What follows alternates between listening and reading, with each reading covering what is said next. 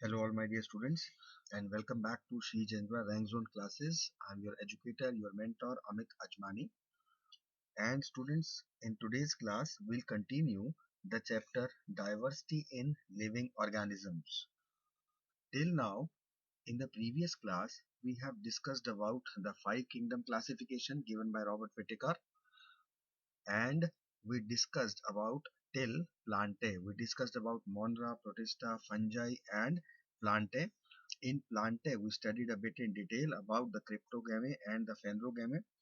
We studied about the Thallophyta, Bryophyta, Pteridophyta and Gymnosperms and Angiosperms. Clear? So I hope that was all clear to you and I hope that you have learned all that thing. Today, we'll be starting up with the Animalia. Now, in Animalia, this particular kingdom includes all the multicellular eukaryotic organisms. These are all heterotrophic. Most of them are mobile and their cells do not have any cell walls. They include both predators as well as parasites. Now, because animals are so wide ranged, so there are so many different subdivisions made, which we are going to study one by one. The first one is Porifera. Now, these Porifera are considered to be the simplest multicellular organisms which have only cellular level differentiation. So this is the first point that we need to remember, that the simplest multicellular organisms are Porifera and they have only cellular level differentiation. No tissue organs are present. Importantly, contractile cells change openings at body surface, commonly known as sponges. And very important, they have holes or pores all over body. That is why they are known as porifera. So this has been asked many a times. Name the organism having pores all over their body. They are under porifera. These pores or these holes act as a canal system which help in circulating the water, the nutrients and oxygen all over their body. These porifera organisms have a hard outside layer or skeleton. They are non-motile and they are mostly found attached to hard surfaces like rocks. Their habitat is aquatic, which is also mostly marine. Examples: Cycon and Euplectalia and Spongilla. Now, in this porifera, we have studied so many points. You need to read all, but you need to learn the more important ones. And what are more important ones? Number first point, these are the simplest multicellular organisms. Again, number first point, that they have only cellular level of differentiation. Then number third point is important, that they are known as sponges. Number fourth is very important because it is justifying their name. They have pores all over their body and we need to relate the examples. So I will be teaching everything and side by side I'll be telling you what are the more important points when it comes to exams. Fine. The next is Coelenterata, which is also called Cnidaria. Now they are a bit higher than the Porifera because they show tissue level organization. Still no organs. They have a body cavity in the center of their body. They live in colonies as well as solitary. They are diploblastic. Now we need to know the meaning of diploblastic. Diploblastic means having two layers, one forming cells outside and the other forming inner lining. So they are diploblastic. They are found both attached with hard surfaces like rocks, or they may also be free floating. Their habitat is aquatic, which is mostly marine, attached creeping, swimming or floating carnivores. And there is a cavity in the body showing hydrostatic support by the fluid in gut. They have got a single opening called mouth for both ingestion as well as egestion, and they have tentacles on their body for movement or to catch their prey. Examples are hydra, jellyfish, and sea anemones. These 2 points are worth learning, that they have tentacles, right? And examples are hydra, jellyfish, and sea anemone, in which hydra is considered to be more important. So this is about Coelenterata or Cnidaria. The third group under Animalia is Platyhelminthes. Now this is also quite important as a whole. These platyhelminthes are also known as flatworms. Why? Because they have thin body which is dorsiventrally flattened. Dorsiventry means from top to bottom. That is why they are known as flatworms. Very important first point. Their body design is now a bit more complex because in them organ formation starts, and they are the first triploblastic animals. Quite important. Now triploblastic means they have three differentiated layers from which tissues can be formed. So first thing, you need to know triploblastic meaning, and another thing, the first triploblastic are flatworms. From now on, all the organisms will be triploblastic only, right? And they are bilaterally symmetrical. What is meant by bilaterally symmetrical? That is, they have equal right and left halves of the body if we relate from the center. The left and right halves will be same, symmetrical, equal.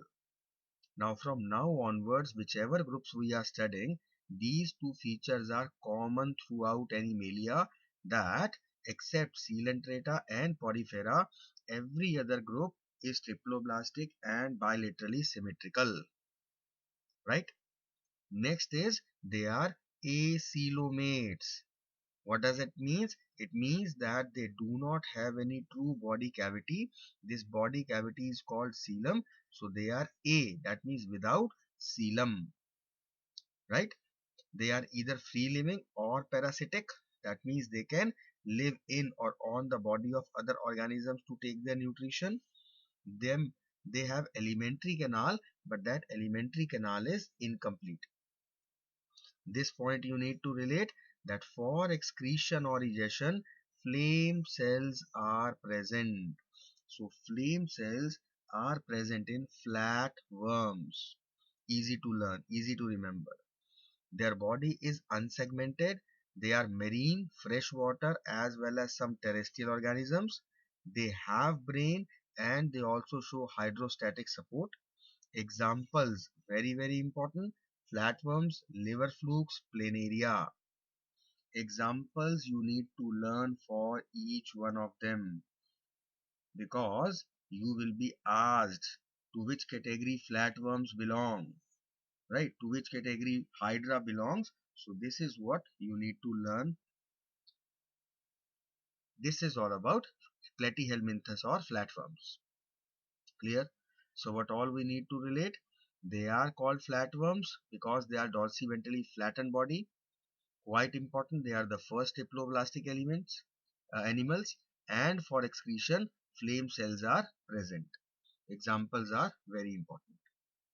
Coming to the next, they are the nematoda. Now, for every group from now onwards, I already told you that they will be bilaterally symmetrical, they will be triploblastic. They are the common features which we will now be seeing in all of them. In nematodes also, tissues are present, but no real organs are present. Their body is round, cylindrical, tube-like, and segmented. This is important point. They have a round, cylindrical, tube-like, and segmented body. This segmented is important. Their alimentary canal is complete. Some of them are free-living, while some are parasitic, and they show hydrostatic support through pseudocoelom. Pseudo means false. Coelom is the body cavity, so pseudocoelom means false body cavity, and they have tough cuticle. So they have pseudocoelom. We need to remember pseudocoelom is present in nematodes. They have complete gut and gas exchange system across the body surface. Examples again, quite importantly, filarial worms, pinworms, roundworms, ascaris. This filarial worm is also asked in another way. It is the worm which causes a disease called elephantiasis. So many a times this question comes in a different way, that to which group does the worm causing elephantiasis belong. So the first thing we need to remember is that elephantiasis is caused by filarial worms. Next then we will be writing that it belongs to nematoda. Clear? Coming to the next one, the next group is annelids, annelida. Again, the first 2 points are common, bilaterally symmetrical and triploblastic, means having 3 layers.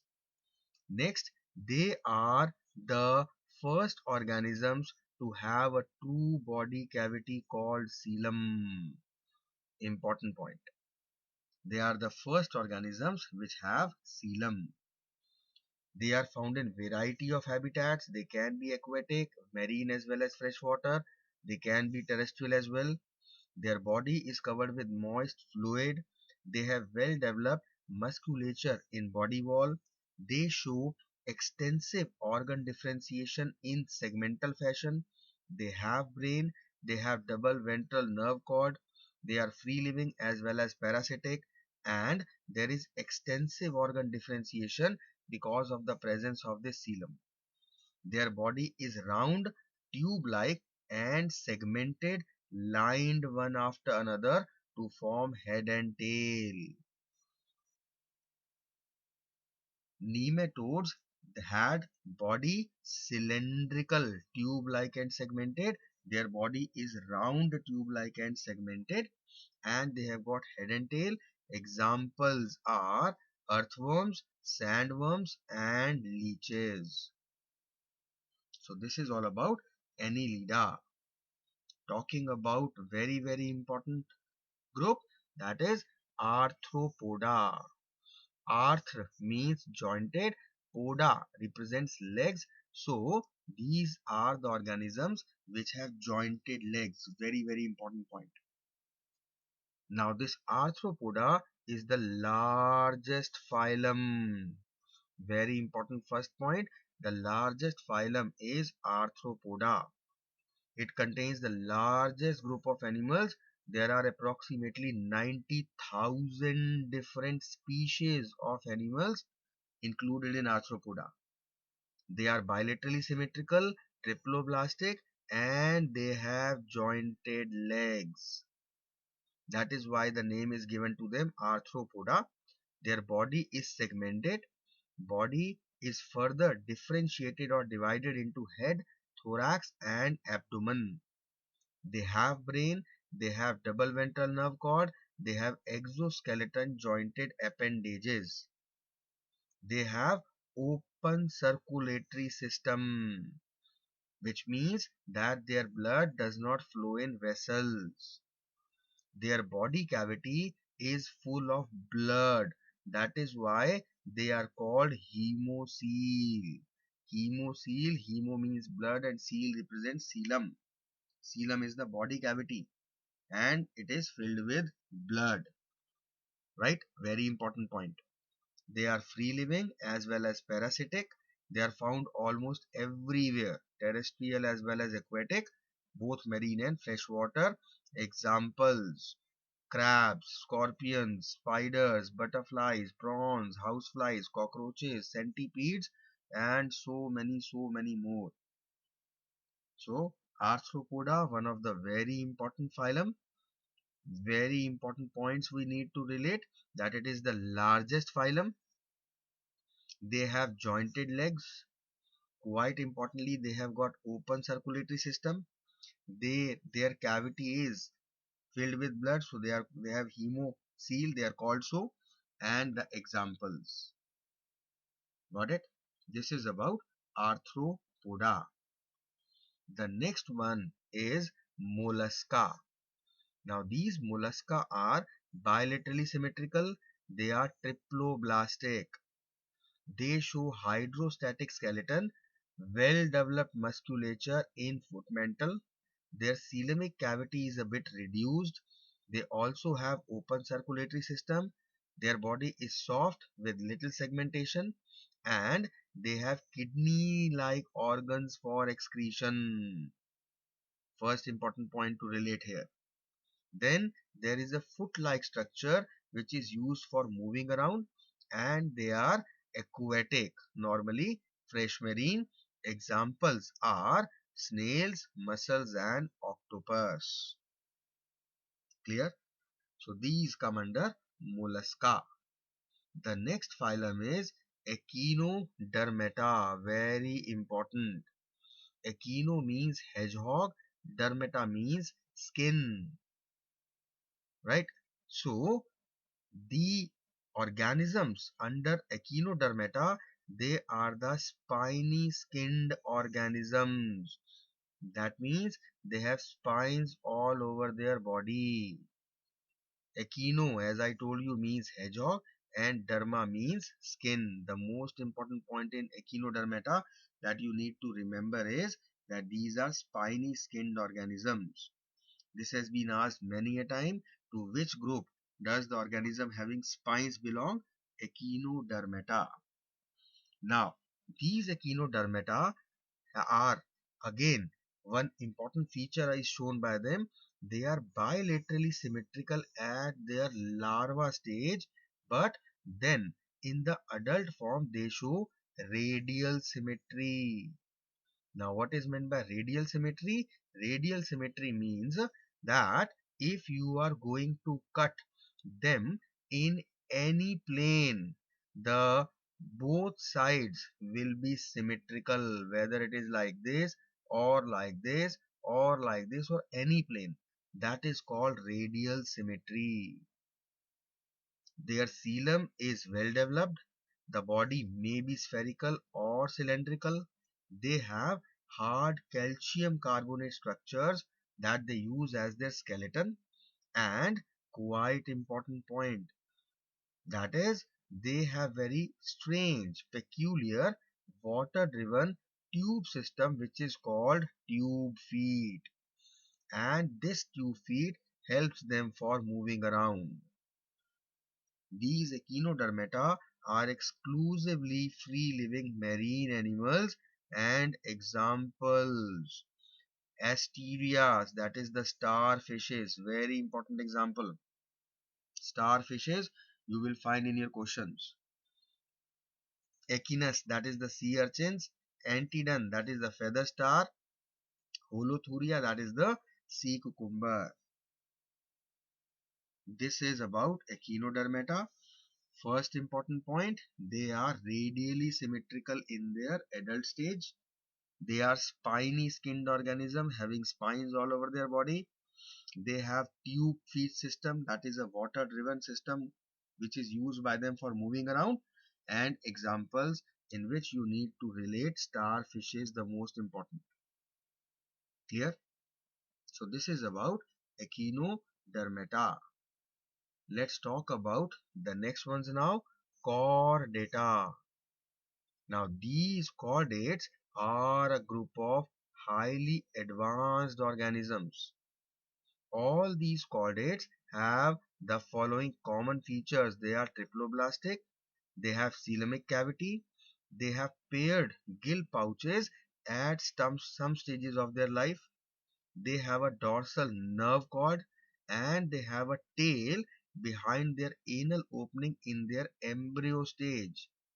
This tail is lost in some adults, and notochord is present at some stage of life. It is because of this notochord that they are known as chordata. Now, what exactly is this notochord? Notochord is a long rod-like structure that runs along the back of the animal, separating the nervous tissue from the gut. And this notochord, this rod-like structure, provides the place for muscles to attach for ease of movements. Now these uh, chordata are further of two types. One is protochordata, which are the lower chordates, and another is vertebrata, which are the higher chordates. In lower chordates, that is the protochordata, this notochord is present throughout the life. Whereas in higher chordates, that is the vertebrata, this notochord is present in its embryonic stage only, and in adults it is replaced by vertebral column. Right? So this notochord quite important. Now we discussed that chordata are further of two types, protochordata and vertebrata. Let us relate the differences between them.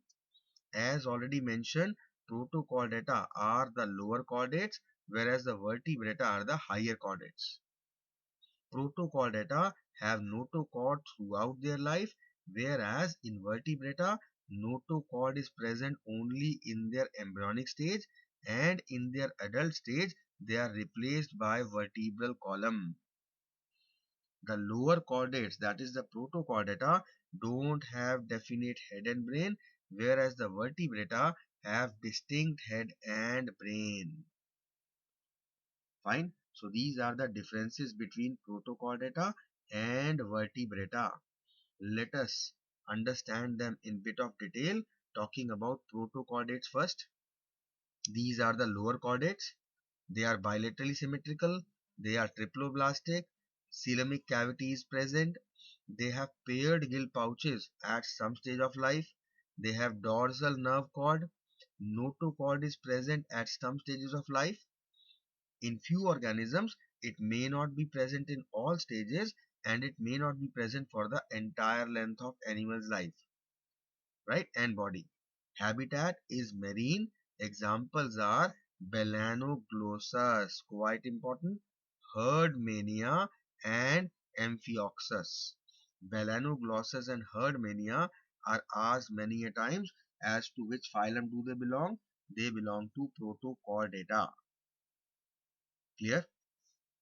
Now coming to the most important and the most diversified phylum, that is Vertebrata.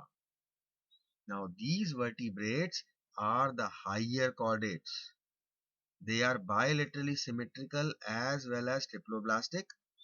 Coelomic cavity is present, and they have a true vertebral column and internal skeleton, because of which a completely different distribution of muscle attachment points is there, which is used for movement. They have very complex differentiation of body tissue and organs, and they have a well differentiated head and brain. And this brain is enclosed in a hard bony box called cranium or skull, right? Their respiration is through gills in aquatic animals, and in land animals, lungs are present. Quite important, the vertebrata have a well developed nervous system and a well developed endoskeleton. Now they are very very important phylum. Why? Because of these whichever we have circled, and their further divisions. They are further divided into five subdivisions, which are Pisces, amphibians, reptiles, that is reptilia, aves, that is all the birds, and mammals. We have to study all these five of them, and we'll be studying them in such a way that we'll be comparing them. So that is why in the table format I have just transformed it so that it is easy to relate them. Let us see how. Talking about these five.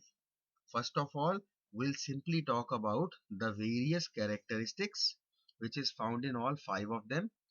The first characteristic we are discussing is body design. When we talk about Pisces, they have exoskeleton of scales and endoskeleton of bones and cartilages. Pisces include all the fish, all the fishes they come under Pisces. They have spindle shaped body and their body is streamlined. We know they have to swim. That is why they have got a streamlined body.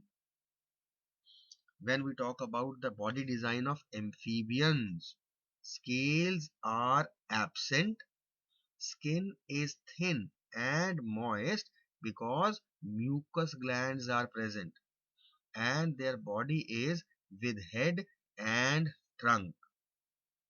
Let us compare side by side of the body design of the third subdivision, that is reptilia. In reptiles also scales are present on the body, and the difference is that their skin is dry, right? Their skin is not like amphibians. Amphibians have the moist skin, they have dry skin, and the body is head and neck and trunk division is there. So the body is divided into head, neck and trunk. When we talk about age, all the birds they come under this subgroup age. Their body is streamlined and horny beak is present, which is a characteristic of age, and feathers are present, again a characteristic of age. Talking about the body design of mammals, the mammalia, hairs are present on the body. These are the only organisms which have hair on their body, and the body is with head, neck and trunk, right? This is the first characteristic. Talking about the second characteristic, let's go up again. Habitat. The Pisces, they are exclusively aquatic. They cannot live on land, fresh as well as marine, both types. Amphibians are aquatic as well as terrestrial. Remember, we talked about the bryophyta in the previous class. They were called the amphibians of the plant kingdom because even they were both aquatic as well as terrestrial. Right? Now, talking about the reptiles, their habitat is terrestrial.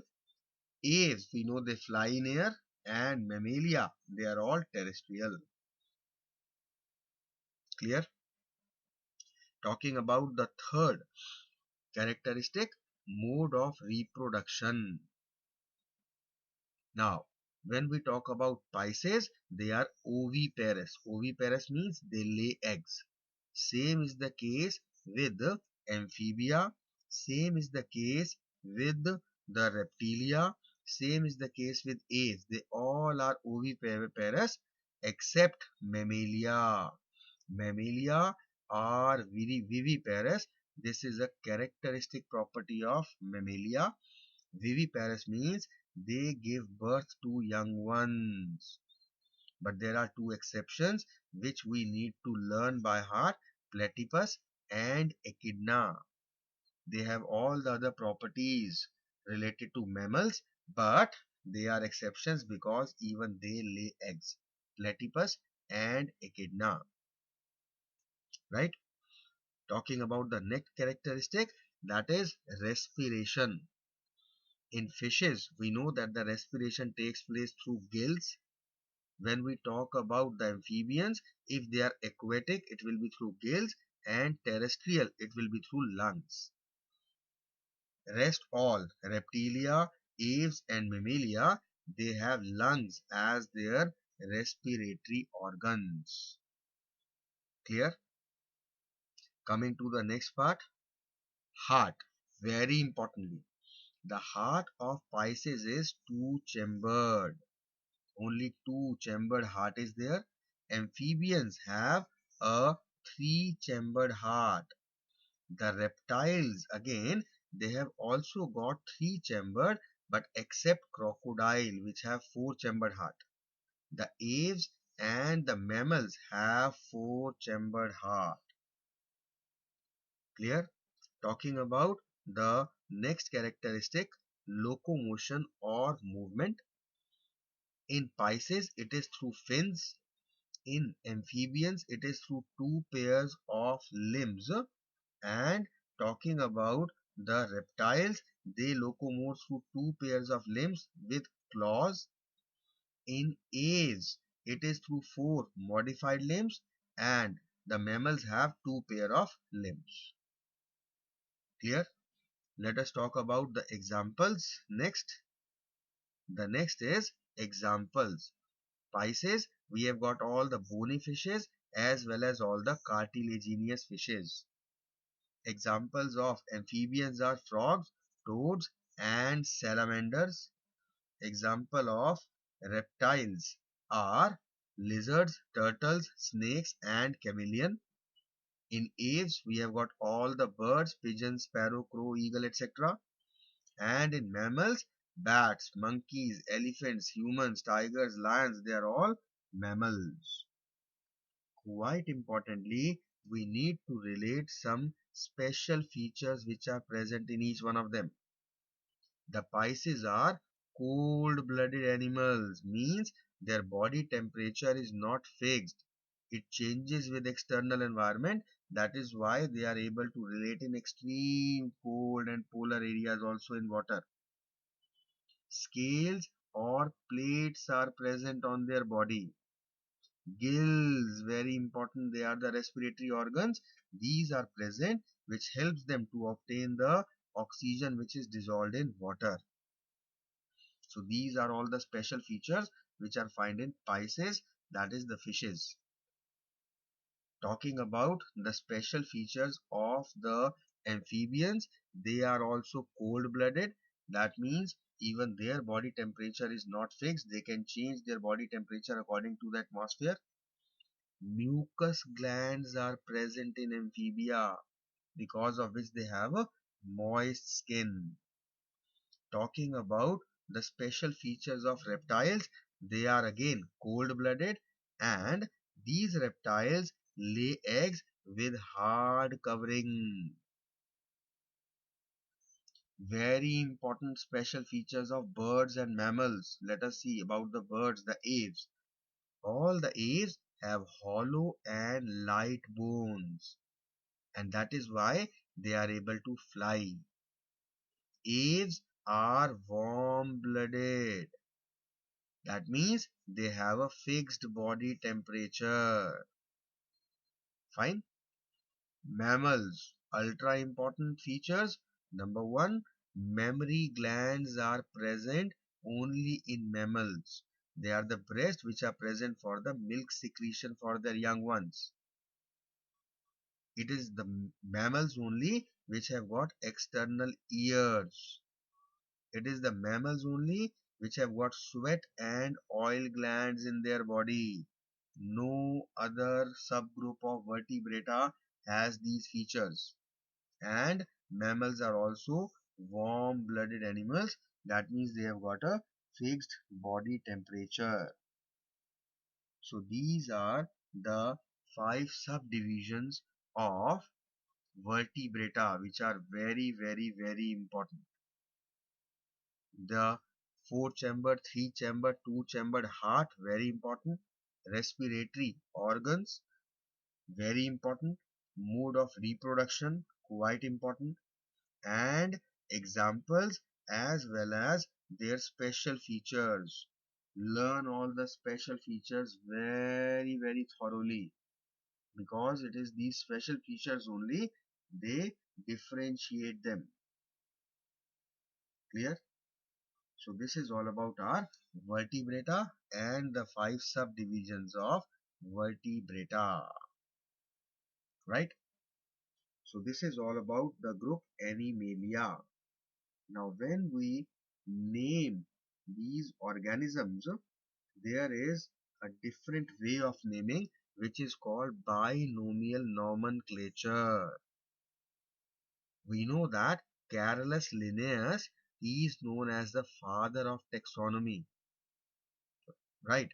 And this binomial nomenclature, the system of scientific naming, that is the nomenclature, it was introduced by him, by Carolus Linnaeus in the 18th century. There were certain rules that he laid down for naming any particular organism. Very important rules. What are these rules? He just gave the binomial nomenclature. Bi means two names. One is the genus name and the another will be species name. Two names will be given for differentiating each organism, the genus as well as the species name. Second rule he followed was the name of the genus begins with a capital letter and the name of the species begins with a small letter, right? For example, we humans, we are called Homo sapiens. So Homo with H capital, this is the genus name, and sapiens, this is the species name, which with S small. Quite important, the third rule he wanted to follow is when printed, the scientific name is given in italics. But when we are writing it with hand, then the genus name and the species name have to be underlined and that to be separately underlined. We have to write it like this. If I'm writing the binomial name of humans, that is Homo sapiens, I have to write like this. I have to keep a gap between these and they should be underlined separately. So these are the rules for the binomial nomenclature, in which we followed certain ways and principles to write the name of any organism, scientific names. Just like in physics, we have the SI units. In chemistry, we have got the IUPAC nomenclature. That is how in bio we give the binomial nomenclature. So this is all about our diversity in living organisms. Let us try to brush up what all we have done. Let's go to the top. We started studying with Animalia, in which we said that they are all multicellular eukaryotic organisms. All of them are heterotrophic, mostly mobile, no cell walls present in their cells, and they can be both predators and parasites. Then we talked about the various phylum, in which I'll be just discussing all those important things that I want you people to learn. The first one is Porifera. We said that the Poriferans are the group of simplest multicellular organisms. They are the simplest multicellular organisms. Let us change it with different color now to highlight the most important points. They are the simplest multicellular and they have only cellular level differentiations. No tissues, no organs. Then their contractile cells with change openings, they are called the sponges. So sponges all belong to phylum Porifera. Another important thing, they have pores or holes all over their body which act as a canal system for the transportation and circulation. And we need to remember the examples Cycon, Euplectalia and Spongilla.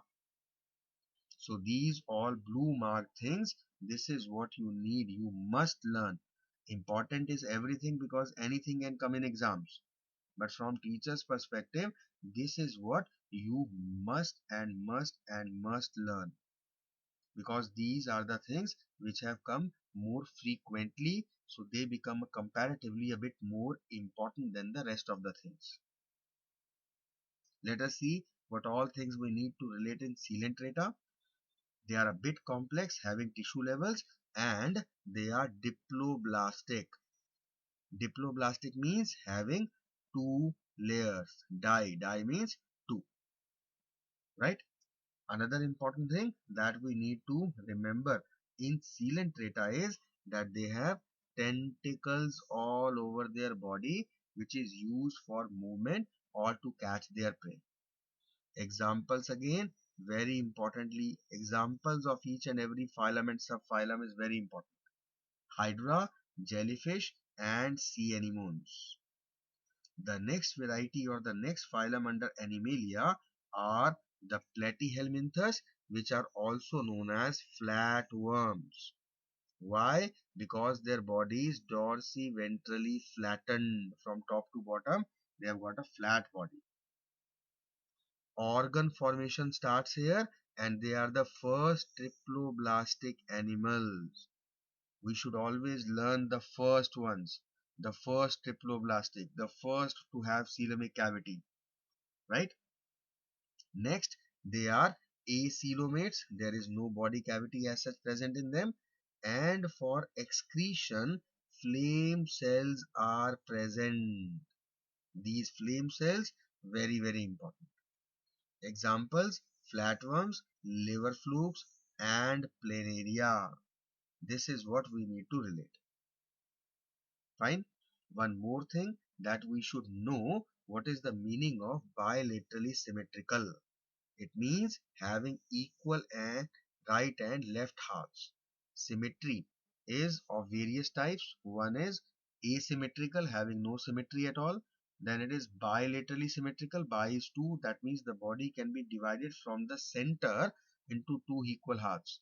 Only from the center. But if it is that you can cut the body from any plane, that is radial symmetry, which is found in Echinodermata, starfishes, Ascaris. There it is shown. Clear? Next are the nematodes. In nematodes, we need to remember that their body is round, cylindrical, tube-like, and segmented. Quite importantly, they have got pseudocoelom, that is the false body cavity. Examples, filarial worms, pinworms, roundworms, ascaris. We know that the roundworms and pinworms, they live in our intestine, and importantly, this filarial worm, it causes elephantiasis. This we need to remember specifically, right? Coming to the next one, they are the annelids. Annelids are the first organisms have to have a true body cavity, which is called coelom. Clear? Quite importantly, that their body is round tube-like segmented, which is lined after one another to form head as well as tail. Examples are earthworm, sandworms, and leeches. Right? Arthropoda, very, very, very important phylum. The largest phylum is the Arthropoda. Name itself means jointed legs. They have an open circulatory system, means the blood does not flow in vessels. And they have a body cavity full of blood. That is why it is called hemocoel. Hemo means blood, coel is the coelomic cavity. Right? Examples you need to remember, they are all arthropods. Coming to the next group, that is the mollusca. Mollusca is just like 2 points, kidney-like organs for excretion. And examples, snails, mussels, and octopus, in which mostly we get octopus in exams. Right?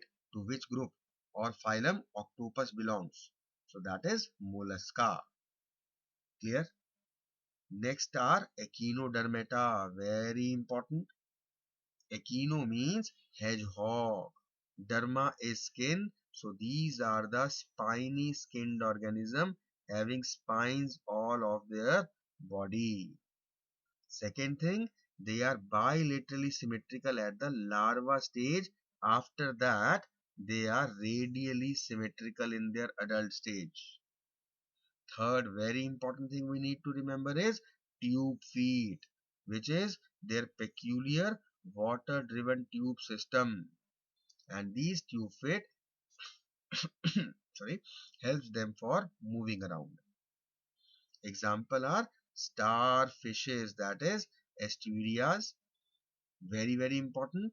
Echinus, Antedon, Holothuria are other examples. But starfishes, learn it by heart. Clear? Talking about the chordates, they are the highly advanced organisms, and the special feature, very important, is notochord is present. Notochord, rod-like structure which is present, and it separates the nervous tissue from the gut. Lower chordates is the name given to protochordata, and higher chordates the name given is vertebrata. Why? Because in them the notochord is converted into vertebral column. So the group of organisms having vertebral column is vertebrata, and they come under the phylum chordates. We saw the differences between chordata and vertebrata, right? In lower chordates, we need to remember the example Balanoglossus and herd mainly that to which phylum do they belong? So they belong to protochordata, the lower chordates. Clear? Very importantly, vertebrata. They have true vertebral column, true internal endoskeleton system. Very important. Well differentiated head and brain is enclosed in cranium or skull. Mode of the respiratory organs are in aquatic animals gills and in land animals lungs. We have got a well developed nervous system, and these five varieties: Pisces, Amphibia, Reptilia, Aves and mammals. Right? Comparing these, this table, this chart is very important. Pisces, all the fishes belong to this category. Their endoskeleton is made up of bones and cartilages, and exoskeleton with scales. So scales are present in fish also. Scales are absent in amphibians. First differences between Pisces and fish: scales. Pisces have a streamlined body, right? Amphibians have got mucus glands, because of which their skin is thin and moist, and this is what differentiates amphibians and reptiles. The first difference between amphibian and reptile is that the amphibians have thin and moist skin because of this mucus glands, whereas the reptiles have got dry skin because no mucus glands are present there, right? Second difference is body is with head and trunk, whereas in reptilia the body is divided into head, neck as well as trunk. Comparing the habitat, Pisces are exclusively aquatic, whereas amphibians are aquatic as well as terrestrial. Relating the reptiles, they are fully terrestrial. Aves fly in air, and mammals, they are fully terrestrial.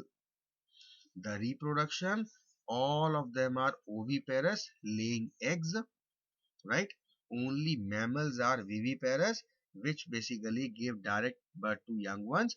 In that also we have seen two exceptions, platypus and echidna. Respiratory organs, in aquatic it is gills, whether it is Pisces or the aquatic amphibians, and lungs in all terrestrial ones, whether it is reptilia or aves or mammals. Quite importantly, heart is two-chambered in case of Pisces.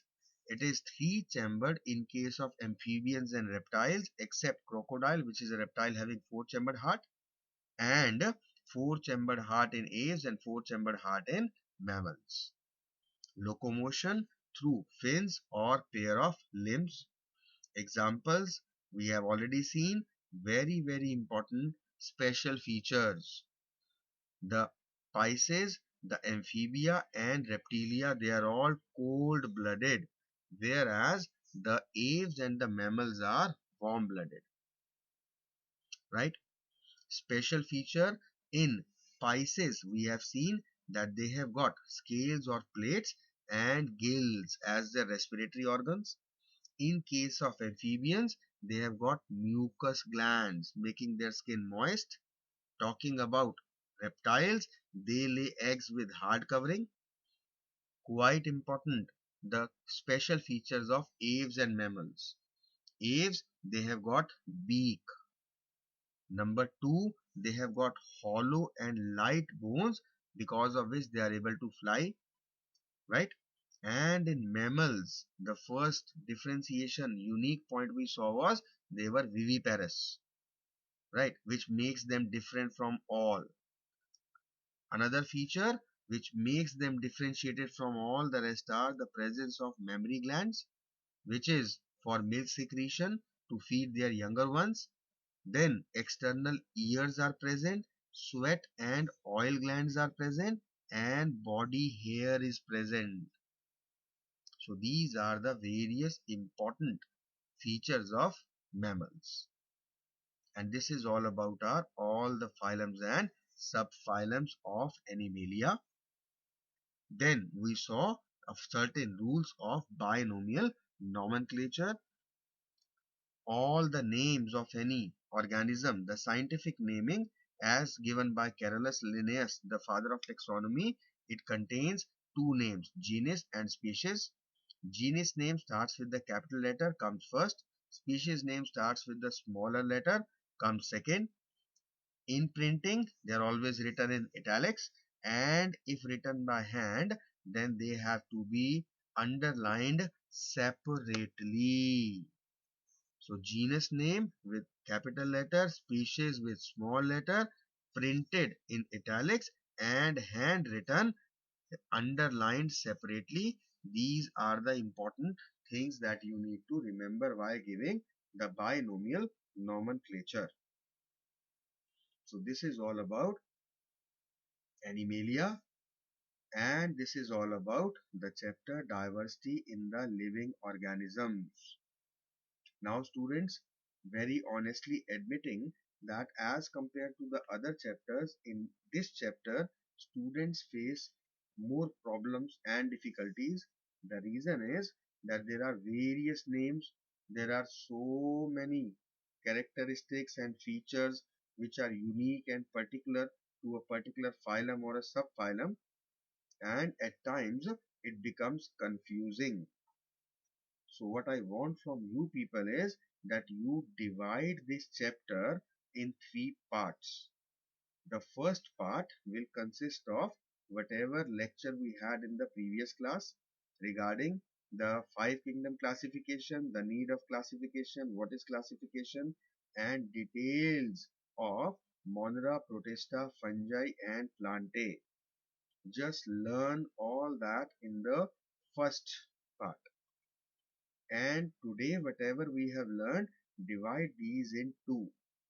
In first, just go through the initial 5 or 6 phylums, that is your Porifera or Coelenterata or Platyhelminthes, Nematoda, Annelida, right? Till there only you learn them. Then revise those 5 which you have learnt, and when you are through and thorough and you feel confident that now you are able to differentiate the important features, then in the third part do this remaining, in which you will be studying about arthropoda, you will be studying about mollusca, echinodermata and vertebrata, chordates, protochordata as well as vertebrata. So if you are going to subdivide this chapter into these three parts, do the first part, revise it thoroughly, learn it thoroughly, and make sure that after revision you are able to relate it. Then start doing the second part. Once again, revise it after learning. Only then it is advantageous. When you are through and thorough with the second part, only then come to the third part. If you will try to learn all the things in one go, then you will feel that you have learned it, but trust me, there is every possibility that you are going to mingle the things, mix up the things. You will get confused, right? At times, the examples are the worst things to get confused, because it's difficult to learn all the examples when we are talking about 10 or 12 subcategories. So my advice is, if you have already learned this chapter, very good. Revise is also the way I have told you, and if you have not learned it, then learn and revise the way as I mentioned just now. Clear? And try to learn all these things. In the next class, obviously, we'll be taking up the question answers. Fine. And in this chapter, you will face a bit of new questions because once again, there are so many species, so many phylums, so many examples. So you will definitely find lot many new questions which are not actually possible to cover while teaching. So when we encounter such questions, then we don't we don't think that why we have not done them earlier. It is a learning process, so it's better that you have your registers and pen ready. Wherever you encounter such questions, make note of them and now learn them as you have been doing with all the other things. You never learned them in the previous class, you never knew them. It is just in this class that they are taught to you. You understand them and you just learn them, and that is how you feel confident. The same thing you are going to do with all those topics or chapters which we will encounter while we'll be taking up the questions. Clear? So learn all these. We'll meet you in the next class and we'll do the question answer discussion of diversity in living organisms. So I'm winding up the class here only, ending up the class here. Enjoy yourself guys and have a great day.